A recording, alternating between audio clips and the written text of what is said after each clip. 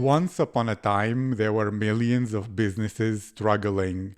Every day, they wasted time, effort, and money on repetitive tasks that added no value. One day, the Better Automation podcast by PROCESIO came to help them find the way.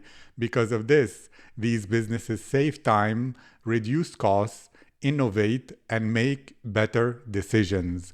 Because of that, these businesses grow, scale, and use human creativity to change this world. Hello, my name is Aziz, and I'm your host at Better Automation Podcast by PROCESIO, where I interview the world's top experts and share their very best ideas on how to improve automation in your business processes and life. My guest today is Christian Peverelli. Christian is a serial entrepreneur and digital strategist with over 12 years of experience building startups, running accelerators, and consulting for Fortune 500 companies and celebrities. As a trainer, he served as the co-director of a startup program that has helped over 100 startups go on to raise over 40 million in funding and get into accelerators like Techstars, YCombinator, and 500 startups. Fluent in English, French, Spanish, and Portuguese, he is a lover of tacos, travel, and the great outdoors. Christian, how are you today? I'm good. Thanks for asking. Yeah, I haven't had my tacos yet, but I'll be waiting for the afternoon for this. It's morning here in California at the moment. How are you doing, Aziz? I'm feeling privileged, honored, and really lucky to have you today. And let's explore your mind and really give value to the no-code community, to the viewers, to the listeners. And, everybody is afraid of mistakes. So let's begin with that. What do you see as the common mistakes that startups or no-code founders or makers or anybody who's approaching their business through our lens makes often? Yeah, that's a really good question. I think this was something that I experienced first-handedly building my own startups and making mistakes. But then I had a lot more clarity on it once I was running an accelerator and seeing a lot of deal flow, so a lot of startup applications come through. And it just kind of showed me some of these trends. And I think there's a lot of different issues happening.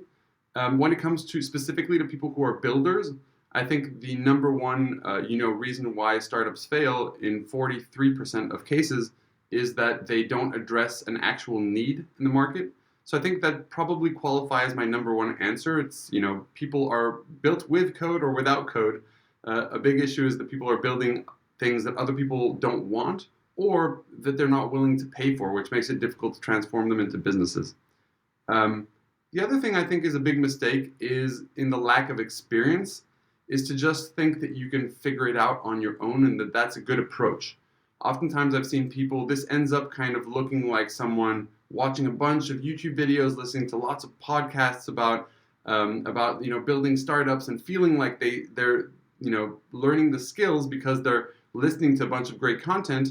And the reality is that it's kind of to piece all those things together and knowing that there are so many places where you can go wrong and end up spending thousands of dollars that end up kind of going down the drain, whether that be on hiring lawyers too early, hiring a marketing company because you don't have product market fit, hiring developers early on. I now say that that's a mistake. Now, back in the day when I started 15 years ago, there was no way that you could start a tech company without having a tech team behind you.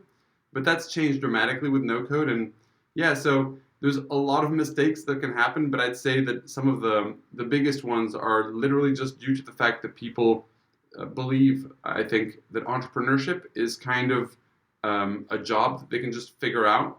But I often say, like someone who wanted to be a doctor would not just walk into the operating room, right? And I think it's obviously an exaggeration when comparing it to entrepreneurship, but I do think there are some lessons to be learned in terms of like, you do need to train yourself. You do need to be a master of several things, or at least good at several things, maybe a master of none at first to be able to get things off the ground as an early stage entrepreneur. And I've seen a lot of people come from the corporate world with 15 years management experience, managing large teams internally, and not realizing that that's very different than having very few resources at the early stages of a startup. So there's a lot of places. Oftentimes, the place where a lot of money is spent is in the product side of things, because there's this great quote that's, first-time entrepreneurs are really focused around product. Second-time entrepreneurs are obsessed about distribution. And I think that's something that, like, early-stage entrepreneurs, they just think, hey, if I build that app like Mark Zuckerberg or like Instagram, I'm going to be able to, it's just going to take off. And I think that's a big misconception. So I could go on and on here about mistakes, but basically I saw a lot of them myself and was only really aware of them acutely after seeing thousands of applications and realizing, wow, there's just a huge number of people who have spent, up to several $100,000 and sometimes years of their life with very little progress to show. And so, it's not, I think that's what's killing entrepreneurship in the end of the day, because what happens when someone fails and they've put so much into it in terms of time and money, they then think, this was just not for me. And then they don't give another shot to the things that they're trying to build, or their ambitions, their dreams. And that's, I think, where, society and individuals lose out the most, to be honest. That was a long-winded answer. I'll try to be more concise on the next ones. No, thank you very much. So if I heard you correctly, there are two things. Either, they're building something that there is no need in the marketplace for, or there is a need, but it's too low, so people are not willing to pay for it. It doesn't make the cut within their budget. Or, they don't bootstrap their venture, and therefore they spend too much money and run out of money, or they try to like piecemeal or collect the pieces of the puzzle from YouTube videos or something like that, rather than getting real training, and therefore they will fail. And when they fail, society is hurt because there isn't really innovation. That energy was wasted. It could have gone into something useful that makes a difference, and they get disheartened, and maybe their friends and family think of them as like a cautionary tale of that you shouldn't be an entrepreneur and should become an employee. And that makes me think of you, since one of your labels is a strategist, and a lot of this is strategy, but people don't really know what that means. So what is strategy, and what is a strategist, and how to think strategically as an entrepreneur? So this was actually a word that I started employing because it was complicated for me to explain to people that I went to a really nice university and didn't want to take the classic highway and had learned along the way of building startups lots of different skills. And so I could have called myself other things, product manager, project manager, technical project manager. I could have called myself a low-key marketer. I could have called myself a lot of different things. And I think strategist, what was important about strategist was more about this idea of bringing things to market. So finding out smart and innovative ways to bring ideas to market. And that covers both the actual building of that thing, or the creation of that thing, and the bringing it to market side of things. And strategist for me is looking at a problem holistically and coming up with a multifaceted solution or assumption, really. When we're strategists, we only come up with great assumptions that then the market proves correct or incorrect.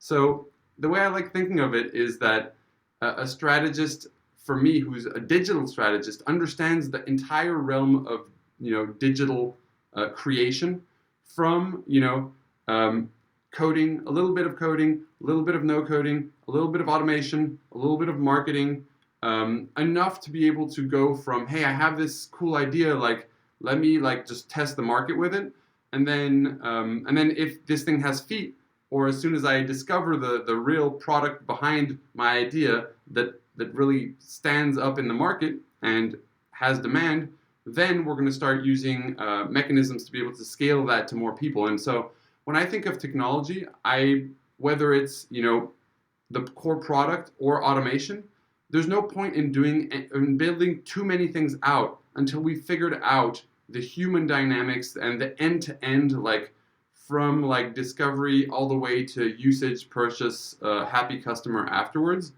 And so early on, and this is a big mistake that founders often make, is to think that they can just automate a bunch of things, build a product to deliver to thousands.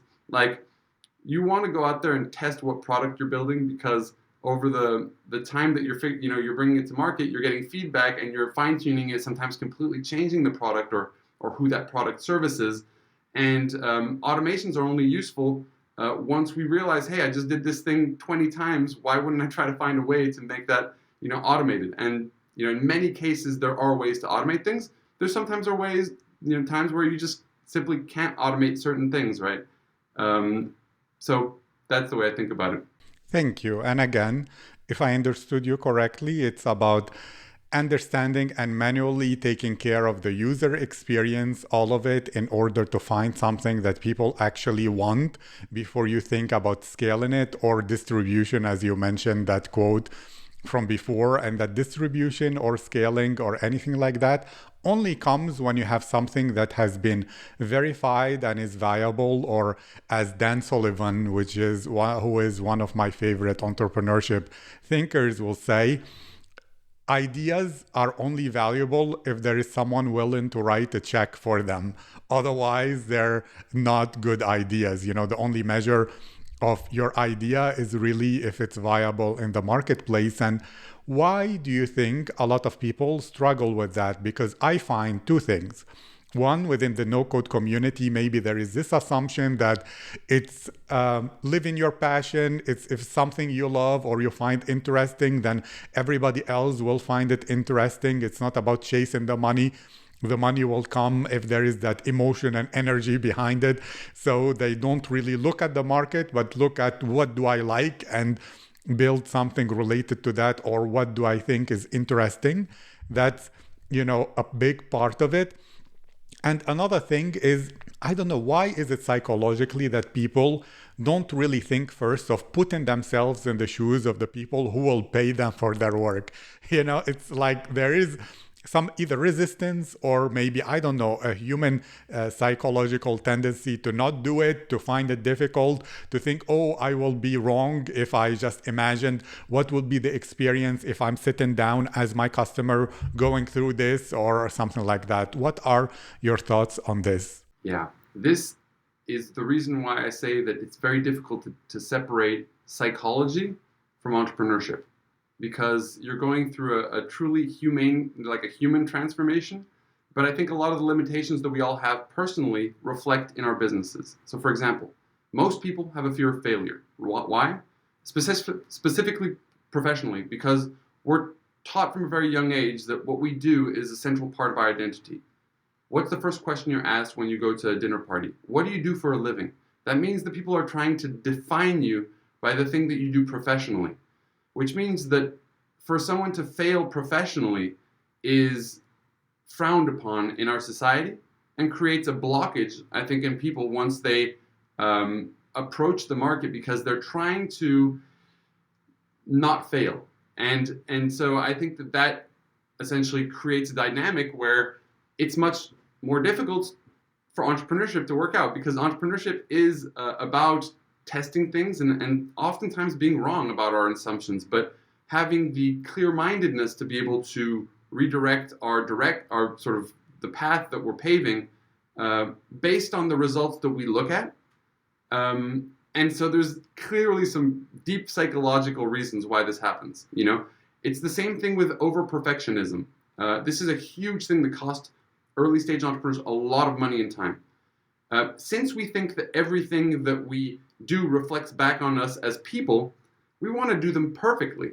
Except when you're walking out into a market where you just have assumptions about the market, there's going to be a lot of reality checks along the way, and you're coming in with a lens of sometimes you've spent years thinking about this idea. This is what happens oftentimes. Years thinking about an idea. You've completely fallen in love with your idea already. And so you enter the market trying to prove yourself right instead of trying to figure this thing out. And so it's very difficult, I think, unless you take the pressure off yourself of like, hey, I'm a beginner. Like, I need to just start with a beginner's mindset. I can only compare myself to me yesterday, not Elon Musk, who's 30 steps ahead of me. And it's much better for me to find out the market realities than for me to be right. And so I think it's partly an ego thing, which is why the psychology comes in quite importantly.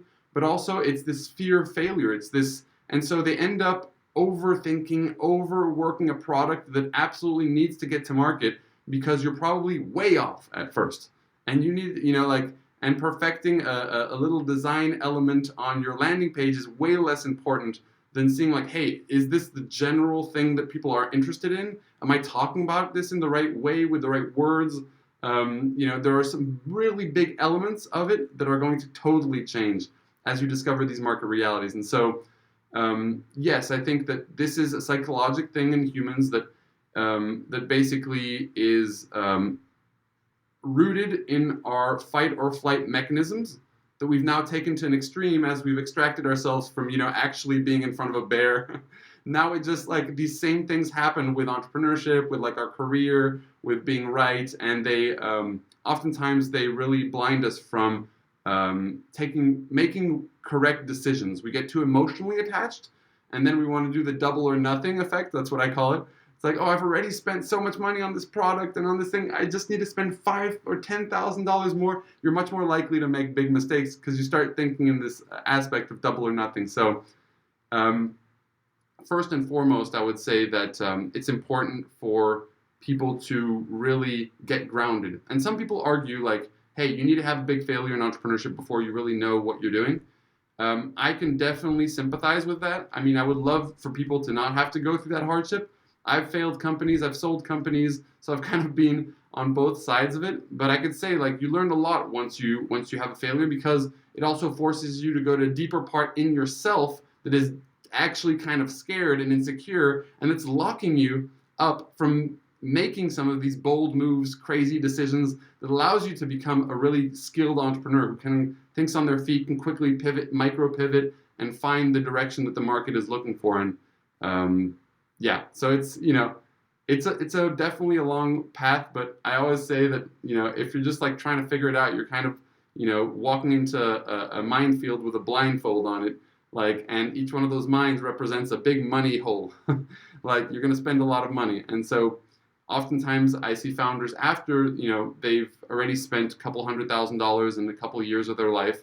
And then, I train them and teach them how to actually go about building out their products themselves, bringing that to market. But sometimes people just have to also fail and see it for themselves and then come to their own realizations. So I think, people have different approaches here, but I don't know which one is the correct one. I just know I figured out over time which one actually worked for me. But I often say, no two paths are the same. So you're going to have to pave your own as an entrepreneur. But there are definitely some skills. It's been half a century that we've been building startups in Silicon Valley. There's a lot that you should and will have to learn over the process so that you increase your chances of success, but also so you look serious in front of other people who are maybe institutional investors and people who are interested in backing you, with money or even with their own talent, like employees. Thank you. So what I'm hearing from you is something that in athletic performance, they say about the best athletes that they play to win, they don't play not to lose. And therefore, to be a great or good entrepreneur, you have to play to win, which means you're thinking about the win and how to do it correctly, rather than hedging your bets and all that, as well as pivoting based on the market feedback. Because in many ways, what I think about it is like a plant when it's growing. It keeps on growing and finding where is the sun for photosynthesis, and it will pivot and direct its branches to go to where the nutrition, or for entrepreneurs, where the money is. And therefore you begin with your roots and with your branches moving slowly, knowing okay, if I'm going in this direction, am I getting more nutrition? That's good. If I go here, I get less nutrition or no nutrition, so I should stop going there, as well as, adapting and being agile. But I will play the devil's advocate a little bit because, Seth Godin would say, if you're giving the market what it wants, you're a hack. And there is nothing wrong with being a hack, as he says, although it's already a pejorative word. And he says, look, if you'll do something you love for the rest of your life, part of it comes is that your success will be limited. So your choices are either doing something you love but have very little success, or being a hack who's like giving the market what it wants and getting money and success and praise and all that. So he's presenting this dichotomy and saying you choose. You want to be happy and fulfilled, well, your money will be like limited, or you'll be just doing acrobatics to satisfy the market without being yourself, and you'll get money in return. Do you believe this is correct? A lot of people might even have a psychological resistance to being responsive to the market because of such thoughts or limiting beliefs, or is this reality? Yeah, I think, well, first of all, I love Seth Godin, so I love that you're bringing him into this. I think that I think it really completely depends on the situation. I would say that one thing I learned early on when I was in this same mentality of like, do what you love, and then, you'll do it forever. I think it kind of comes down to like, yes, if you are an amazing painter, for example, and you really put in so much effort into painting all the time and you're talented at it, over time you're going to learn how to make a career, and you're going to be able to make money from that. And I truly believe that is absolutely a thing. The other thing is that you're going to have so much energy to be able to put into that craft or that art that you're going to get a lot better a lot quicker if you're really into it. Now, one thing that I learned from building an early business in the music industry, in the music tech industry, was that sometimes you walk in with a passion. So I was really passionate about music. I play instruments. And I was running a music company for a while. And I realized like, hey, a lot of the things I love about music are not the things that I'm doing on a daily basis running a business company. So sometimes I think, the side of like, hey, like you don't have to, work in the industry of your passion always. But I do think you should be passionate about what you work on, because if not, you won't be able to put in the hours required to become excellent at whatever it is that you're doing. So I think it just depends on the context of what we're talking about.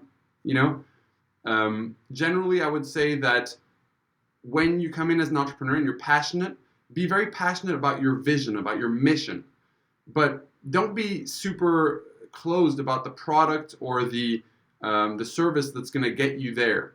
And then, I do believe that there are, the obstacle is the path as well. Like, I believe you should be doing things so I don't think those things have to be, black or white. I think that some of these concepts can live healthily together.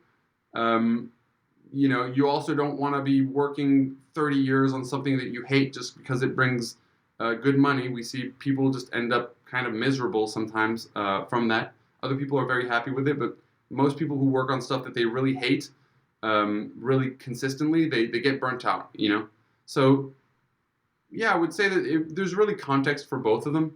And I know that in entrepreneurship, you can sway even between both of those, even sometimes in the same day. Like, oh, I'm doing what I'm passionate about, but I'm not making money right now. It's so frustrating. Or, oh, I'm making so much money. Yeah, but I'm not doing something that I'm passionate on. So I would say, like, you want to have a healthy amount of passion for what you do. And if you're not looking to generate revenue, if you're not looking to create a business, then, that's also totally fine, There's lots of ways also to make money where you're not a for-profit, So there's lots of nuances. Of course, those arguments are kind of like, they're made to be provocative because they're two-sided. But I think that there's something that everyone can take from each side of that, And then it's your decision. You have to understand what you're making a decision. For example, if you love building companies over time, or you love tinkering around with ideas or talking to customers, yeah, you're gonna enjoy entrepreneurship, for example. However, there are going to be things in entrepreneurship that you hate as well, and that's where the obstacle is the path becomes an important thing, because you're not going to be doing things that you love all the time. even if you're playing guitar every day and that's all you do, yeah, when you have to sit down and do the 6 hours a day of repetition with your metronome to like have a perfect, like that's gonna be tiring. Some days you're not gonna be excited about that. So it's like you have to also learn how to overcome obstacles. And that's actually, I think it's just so funny because this world is really like work-life balance. It's like everything has to be, but I don't think that in reality everything is like black or white like that. I think that we like go through times where we're really like trying to like focus more on things that we love, and other times where we're working on things we don't love, but we have to do them because they're going to advance the business. And eventually we'll be able to pass over those things, right? As an entrepreneur, your skill is to basically realize where you're good, where you're a genius, or you're probably in the 1% of the world for something, or you could become. And so to figure out what things you're excited about, focusing most of your energy on that, and then building a team where people suddenly start replacing you. So for example, I had to learn pretty much everything when I first started off, but then I started to learn how to focus on some of the areas as my company's built, and as I found people to replace me in some of the tasks that I was less interested in, or that I was really interested in, but was simply knew I was not in the top for doing. And that's okay too. I always say, get dangerous enough to be able to hire someone who's way more dangerous than you. And in the end of the day, it's like you can go fast alone. You can go further together, though. And so that's why there's at some point it becomes important to build a team. Now, early on, it's just literally a co-founder is great just so you can bounce things off. I'd say if you don't have a co-founder, though, start it off on your own so you lead by example, and you can find a co-founder in the meantime. But basically, you just have to learn a larger set of skills as an entrepreneur. And then, there are going to be some skills that you're going to want to focus on as the company grows and builds. Probably the most valuable thing that I learned in entrepreneurship, now this is probably a very bold statement because I've been in this for 15 years and trade hundreds of startups, but I think is the ability to be self-aware, and then, because when you know your own limitations, that's a very powerful thing, because you can now know the smart directions to go, and also it's like you shouldn't think of this, if your ambition is to become an entrepreneur, you shouldn't think of this like a short-term job that you're doing, like doing lawn mowing or something. You should think of it like a long-term career. And so don't put all your eggs in that basket and then like put yourself in an uncomfortable position. Like I always say, it's transition. Transition yourself into entrepreneurship. Learn the skills. Like equip yourself with the skills that will allow you to take action. And then action is the things that are going to teach you the most. So the one thing I don't like about the word strategist is mainly the fact that it kind of has a connotation of overthinking, and that's the biggest problem in the industry. People who are scholars and the smartest people in the world, and people who come from the corporate world, just overthinking. Like you're just like doing a bunch of research, strategizing, thinking about the market, and the only important thing about strategy is implementing, getting feedback, and fine-tuning your strategy. It's good to approach the market with your best assumptions as a strategy, but you have to know how to be flexible. That's what's going to lead you to the goal. And so just to wrap it back to what Seth Godin says, I believe that it's okay if you want to pursue your passions, or if you want to be a hack, as he says. I just think that you have to be conscious that it's taking place, and then also have some, don't go too far down one direction, because I think that or at least be conscious of it, so that where you're at, and you're not lying to yourself, because founders are really good at lying to themselves.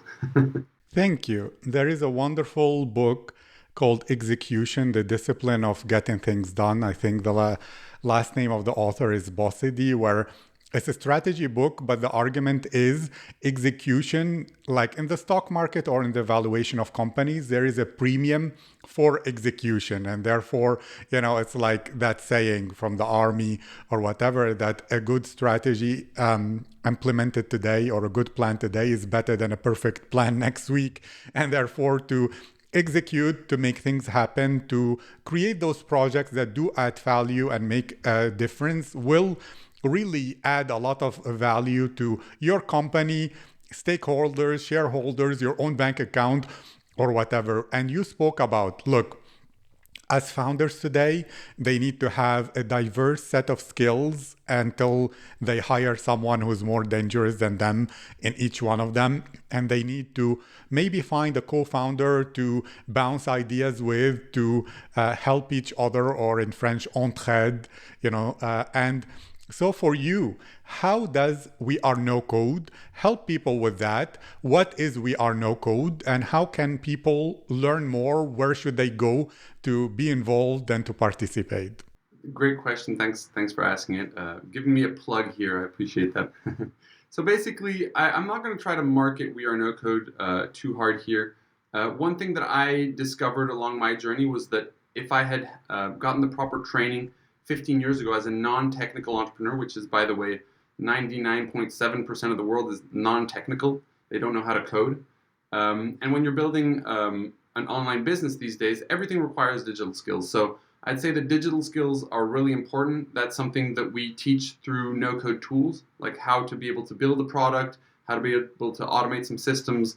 And so product is a really important thing that you want to focus on at first, because and of course, that's only after the phase of understanding your market, both from a distance, like having the numbers, the facts, but also having some deep psychological conversations with customers where you're unraveling what it is that their life looks like without talking about your product at all. So what we created at We Are No Code is essentially teaching people the hard skills, like actionable skills, to be able to unpackage that insight from people to discover the opportunity, then go out and learn some no-code tools to build your product, and then bring it to market and start essentially getting first sales.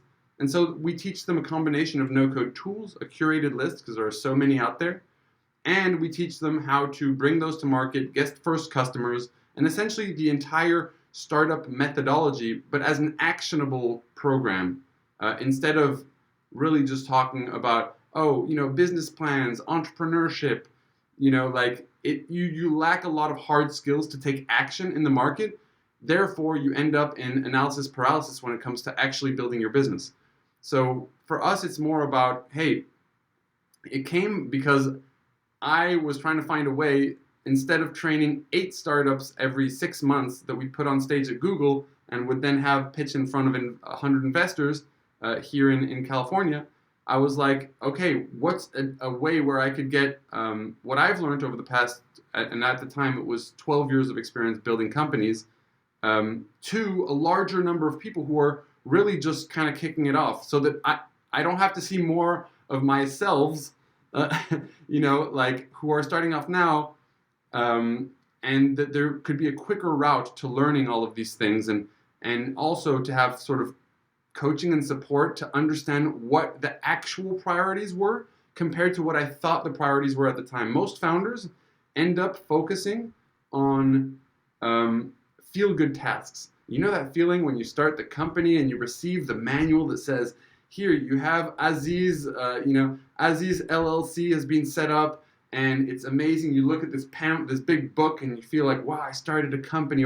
Or the first time that you're discussing the name and the logo, and you found the perfect logo and name, and it's just like you're so happy about it. Or like a designer came back with a design that you absolutely love and you're fine-tuning. All those things don't make your business progress at all. Like at all. It doesn't matter if your company's name is bimbamboom.com or peeppatpoop.com at first. No one cares. No one's buying from you because of that. We need to get to the nerves very quickly, because all this other stuff you're doing around it, you're just working on feel-good tasks that are not advancing your business and not making you realize things about the important high-risk assumptions that you have. And one of the quotes that I love using, that's actually, I don't know if I invented this or what, but it's like, you are the sole investor in your company at first, which means that you should be looking at this opportunity in the same way that any investor invests money into an opportunity. You have to mitigate risk. That's your job as an early stage entrepreneur. And mitigating risk means to be able, like, why would you spend, trust me, if you go at it on your own, it's going to take 6 months, 12 months, a year and a half to start understanding all the basics. And that 12 months, like, you have living expenses. Just the living expenses alone. Forget, hiring people and all that. So, like, taking the quicker route is way cheaper in the long term. These are expenses that people don't even consider. They're just like, oh, it's too expensive for this or that, or like, oh, I don't want to get training. I kind of know. Oh, I'll just like test it out. And I think that's where people go wrong. So we created the program essentially where we would teach people the right skills, and we'd also provide 1 year of video support and of weekly coaching, because we understand that, like, hey, also it's about being accountable for what you do. It's about every week showing up and doing things that will bring your company 1% closer. And to do that in a group of people who are also going through it is a powerful experience that I maybe didn't have when I first started off. And to be frank, it was also just a way to figure out a way to not have to charge people a lot of money to train, founders personally. It was a way to be able to scale some of my knowledge and the knowledge of some of my co-founders to the masses without having to charge, what a entrepreneurship MBA costs, which is, between $20,000 a year, $25,000, $30,000 a year for 2 years. So that's like, we're also very, we understand that what's happening in the market right now is quite interesting. There's also a lot of people that are saying, like, there's bootcamps, right? And bootcamps are useful for very specific things, but the reality is, like, no one's building a company in 8 weeks. Like, that's just not realistic to think that you're going to be able to do that. So some programs are just not well set up to be able to provide you with the proper support that you need. That being said, I think that, like, boot camps are really powerful. So we've just structured it in a way where it's like kind of having 10 action-oriented courses together, blended with coaching and video support over a year. And we've been able to package all of that also with, $300K in discounts for NoCode tools and plenty of other tools. And that's our program that's called the NoCode Startup. But my mission is really just to empower the next generation of entrepreneurs. It's about, like, hey, in this new era where everyone is non-technical, or where every single opportunity requires technical skills, and when I say everyone, I'm talking about 99.7% who do not know how to program. It's like these people need a way to do it. And right now there aren't really solid ways to go about it. People who are just learning the product side of things are building products no one cares about. Whether you're the best coder or best no coder, 90% of the apps in the App Store are never being used. And that's a problem for you. You don't want to fall in that category. And learning the entrepreneurship steps, like how to build companies, is useful, but only if you actually know how to build products, how to launch products in the market. So these things can't live separately.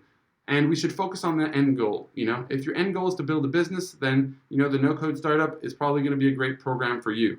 If your main concern is to become a freelancer, then great. That might be something that in the future we'll be looking to create a program around. But we look more at the human aspect of it. The only reason we teach NoCode, the only reason we teach anything about automation, or we teach entrepreneurship, is because people have an end goal, and right now they're taking a really long route to be able to figure that path out, right? And right now, when I was looking at these applications, it was like basically like thousands and thousands and thousands of people. What are they doing? They're spending hundreds of thousands of dollars, 1, 2, 3 years of their life, very little progress to show. So how can we get people to get more progress in 3 months and for $1,000 than it would cost to essentially go through all this trial and error? And that's where we've positioned ourselves for the past 2.5 years, and we've seen some good success in this area. We've got some people into Techstars. We got people raising capital. We also have people who literally join, test out their idea. It doesn't work out, but at least they did it in 3 months and for a couple $1,000 instead of spending all of their savings and and 2 years. So for us, we have different levels of success stories, and it's a really interesting time to be alive too, because right now there's a lot of shifts happening. We see also this huge rise of these weird online gurus, and it's just a really interesting time. And I'd say both be very careful, but also take advantage of the huge number of opportunities that are out there. I agree with you that sometimes people might think money, oh, it's too expensive and think in monetary terms, but time is the only thing that you can never ever replace. And the frustration and the pain and the bad mood you'll be in, and maybe you'll lash out at your loved ones or your cat or your dog or whatever, it's not really worth it. And therefore, it's not thinking in terms of, oh, this is costing me X right now, but think in terms of the ROI of, well, it's saving me all these months, or it's bringing me revenue quicker, or it's testing, as you said, the idea and learning and finding out, oh, wow, I saved myself all this time. I would have been chasing a dead end. But of course, I hope for everyone to be successful on their journey. And well, if they want also to make the journey easier, I have to speak about PROCESIO, which is the modern low-code, no-code platform for advanced automation and creating an enterprise-grade backend for your software, especially no-code, low-code, or whatever you're using. So all the listeners and viewers have this possibility to request access for a totally free account at procesio.app, where they can get a 1 hour execution time, which is equivalent to 100 human hours. It's a lot. And for those who have higher needs, who want to upgrade, there is this very generous offer of 50% discount on all their upgrades if they use the code BETTER50 off, one word, capital letter, in when they're upgrading. More information in the description. And I want to say, look, Christian, this was enriching. This was such a valuable conversation. I learned a lot, and I really see and understand the value of you having gone through the frustrations and then coming back like the hero's journey with the elixir of the knowledge and the wisdom to share with the people and say, look, I have been off the beaten path. I needed to fight with the saber-toothed tigers and risk being killed by the mammoths and all the wild animals out there. And I'm paving this highway for you to arrive at your destination, or at least to arrive fast to the place to check out, do I like it or not? If you don't like it, you can go somewhere else. And so it's what you're doing. It's highly valuable, and I recommend to everyone WeAreNoCode. Thank you so much. This was my pleasure, and até logo. Até logo. Yeah, it was really a pleasure to be a part of this.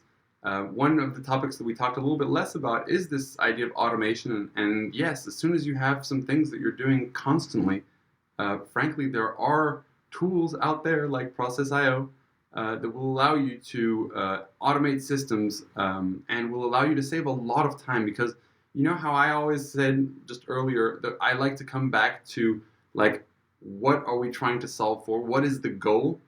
And a great example of one of our students was that they were spending 1 hour on the phone with each incoming client.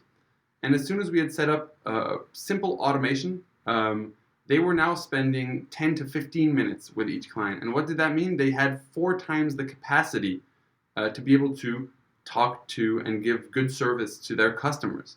And so people oftentimes look at this like a big mountain and think, oh my God. And maybe a good piece of advice is you're not thinking small enough. Like, and I always recommend, like, go in and find out the one thing that you could solve with half a day of energy, half a day of learning, like the one thing that could solve a big problem for you, and focus first on automating the things that are taking you the most time. Because automation is such a great tool for things where that are just taking a lot of time. So bring it back to your problems, identify the biggest time consumer, and then go ahead and figure out, can I solve this with a tool like PROCESIO, with an automation tool in general? Because I think that that's the place where these tools start becoming valuable. So I'd probably leave people just saying, like, when we talk about no-code, when we talk about automation, when we talk about entrepreneurship, it's literally just about you figuring out what you're trying to accomplish and then approaching these tools and figuring out how you can solve them with these tools. And they can solve all types of things. So the problem is, if you don't come in and you have a specific thing you're trying to accomplish, then it will be a lot of tinkering around and a lot of doing nothing. So instead of that, figure out where you're spending the most time. Spend half a day figuring out how you can automate that, and it's going to be a really powerful journey, because that will give you your first aha moment that then psychologically locks you into, oh my God, even I, who have no idea how to do anything but, let's say, go on Facebook and just interact with my family, or go on Instagram or TikTok and now I can do these things that I always thought of myself as a non-technical person, but this now gives access to myself. And this is the biggest message that I have. Like, you can as well. Like, 20 years ago, my brother created my first email account. I didn't know how to use a computer at all. I was never into computers growing up. I was totally non-technical, never programmed in my life, and these things are absolutely possible. That's what's so exciting about these tools, is that it really gives the power to people who are haven't had higher level education, don't have the same resources as other people. Like, these tools are often relatively cheap, and they can do really powerful things. And this is where I think the industry is shifting. We're moving towards a skill-based economy. Google, Apple, YouTube, Microsoft, hiring only based on skills. You learn those skills, you win. And automation and no-code are two of the most powerful skills that you can learn in the modern digital era. So with that, thank you so much for having me, Aziz. I appreciate it. And I hope everyone has an awesome rest of their day. I agree 100%, and thank you again, and goodbye. Take care.